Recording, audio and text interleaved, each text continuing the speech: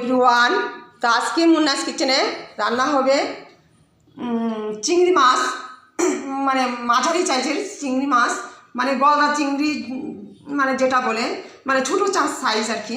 এই যে 250-300 পরিমাণ হবে। এখানে গলদা চিংড়ি আমি বাকলা ছাড়িয়ে বা খোসা ছাড়িয়ে নিয়েছি, ভালো করে ধুয়ে পরিষ্কার করে নিয়েছি। এখন এতে দিয়েছি নুন, পরিমাণ মতো নুন দিয়ে দিয়েছি। এখন আমি আজকে গলদা চিংড়ি বা চিংড়ি মাছের মালাইকারি, এই মালাইকারি আমি বলি না, কারণ যেহেতু আমি মালাই দেব না তাই আমি মালাইকারি বলি না। তো তো আর এখানে লাগছে, এখানে আমি পেস্ট করে রেখেছি। এই যে এখানে 2 চামচ পোস্ত, আর কি বলবো, ছোটো চায়ের কাপে 1 কাপ কুড়ানো নারকেল পেস্ট করে নিয়েছি। তারপরে 1 চামচ হলুদ, বা আর কি 1 চামচ জিরে, আর ধনে কিন্তু এখানে ইউজ করি নাই, আর আধা ইঞ্চির চমো কম আদা, তারপর সব একসাথে। আর শুকনো লঙ্কা 2 চামচ, শুকনো লঙ্কা আমি আস্তা দিলে 4-5টা দিতাম, আমার কাছে আস্ত নেই, তা শুকনো লঙ্কা দিয়েছি গুঁড়ো 2 চামচ, সব একসাথে। আর পুস্ত আমি 4 চামচ, পুস্ত 4 চামচ, সর্ষে 2 চামচ, আর কুড়ানো নারকেল 1 কাপ, সব একসাথে। আর শুকনো লঙ্কা বা শুকনো লঙ্কার গুঁড়ো 2 চামচ, আর আধা ইঞ্চির চো পরিমাণে কম একটু আদা এখানে, কিন্তু ধনে অ্যাড করি নাই, ধনে দেব না। তো সবগুলি মশলা একসাথে পেস্ট করে নিয়েছি, ভালো করে পেস্ট করে নিয়েছি। আর এখন আমি এতে দিয়ে দেব, এখানে পরিমাণ মতো নুন দিয়েছি, অলরেডি আমি দিয়ে রেখেছি নুন। তো আর এখানে একটু কাঁচা সর্ষের তেল দেব, আর এটা আমি পুরোটাই দিয়ে দেব মশলাটা।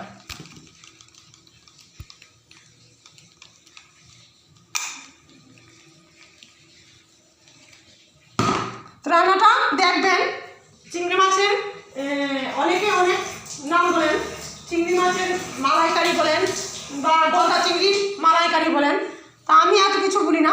চিংড়ি মাছ নারকেল সর্ষে পোস্ত দিয়ে রান্না করব। রান্নাটা কিন্তু অবশ্যই দেখবেন। আর এখানে আমি কুচনো আরে চিরা কাঁচা লঙ্কা 10-12টা আছে, এখানে দিয়ে দিলাম। তো এখন আমি কড়াইতে অলরেডি তেল গরম বসিয়ে দিয়েছি। তো এখন আমি এতে এটা মেখে রেডি করে দিয়ে দেব। এখানে আপনারা চাইলে একটু কালো জিরাও অ্যাড করতে পারেন, কিন্তু আমি কালো জিরা দিচ্ছি না, আমি প্লেনই রাখবো। তো সব মেখে বসিয়ে ফিরে আসছি আবারও।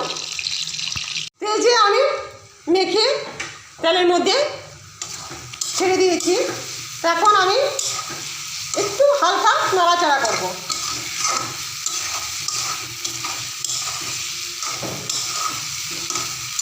এভাবে একটু 1-2 মিনিট নাড়াচাড়া করব। চিংড়ি মাছ অনেকভাবেই রান্না করা যায়, খালি নারকেল সর্ষে দিয়েও রান্না করা যায়। সর্ষেটা তো অনেকে পেট গরম হয়ে যায়, মানে পেটের জন্য ভালো না সর্ষেটা। তো অনেকে কী করেন, নারকেল বেশি করে দিয়ে সর্ষেটা কম পরিমাণে দিয়ে ওভাবেও রান্না করা যায়, বা খালি পোস্ত দিয়েও রান্না করা যায়, অনেকভাবেই রান্না করা যায়। বা বাদাম, কাজু বাদাম বা চিনে বাদাম বা চারমগজ বেটেও রান্না করা যায়। তো অনেকভাবেই রান্না করা যায়। তা আমি কীভাবে রান্না করছি, খুব সহজ সিম্পল পদ্ধতিতে। আবার অনেকে অনেক ডাব চিংড়িও রান্না করে থাকেন। তা আমি খুব সিম্পলভাবে রান্না করছি। তো এখন আমি মশলা ধোয়া জলটা দিয়ে দেব।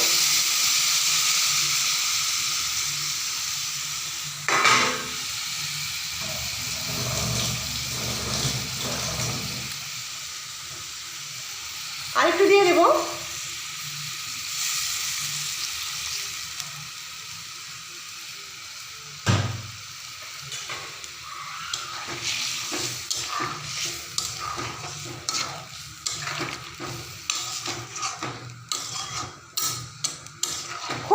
সিম্পল সহজ পদ্ধতিতে এভাবে রান্না করবেন বাড়িতে, খুব ভালো লাগে খেতে। তো এখন আমি এটা ঢাকনির সাহায্যে ঢেকে দেব, 5-7 মিনিটের জন্য ঢেকে দিচ্ছি। চুলার আঁচটাকে আমি মাঝারি করে দিচ্ছি।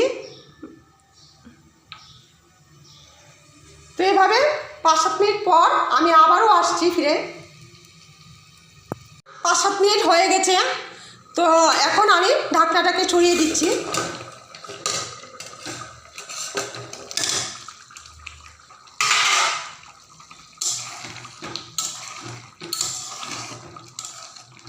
চিংড়ি মাছ কিন্তু বেশি মানে সিদ্ধ করলে আবার মানে খুব শক্ত হয়ে যায়, মানে রাবার রাবার টাইপের হয়ে যায়। তো বেশি সিদ্ধ করতেও আবার নেই। তো এখন আমি এতে কেউ যদি চা আর একটু মানে শুকনো করে নামাতে পারেন। তো আমি একটু ঝুলঝুলি রাখবো, মানে গ্রেভিটা ঘন হবে যদিও। তো এখানে আমি একটু অ্যাড করে দেব এই যে একটু, এটা অপশনাল, মিষ্টি, আর একটু দিয়ে দেব কাঁচা সরষের তেল।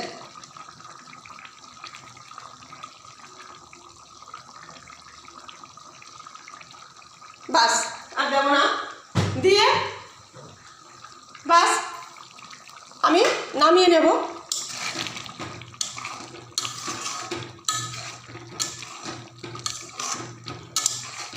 রান্নাটা অবশ্যই বাড়িতে করবেন, খুব চটজলদি হয়ে যায়, খুব সিম্পল রেসিপি।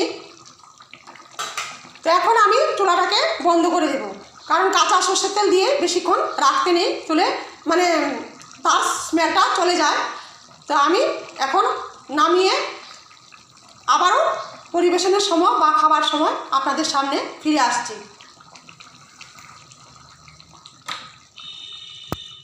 কড়াই থেকে নামিয়ে নিয়েছি, এই যে নামিয়ে নিয়েছি। তো এখন আমি পরিবেশন করব, পরিবেশন বলতে আমি নিজে খাবো।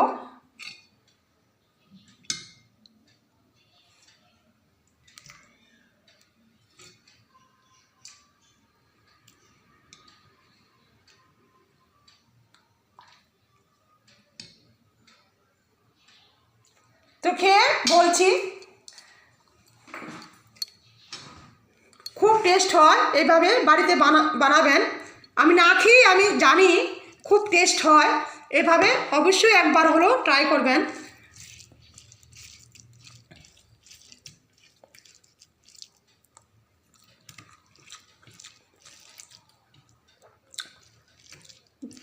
তো এইভাবে রান্না করলে বারবারই রান্না করবেন, এর আমি গ্যারান্টি দিয়ে বলছি।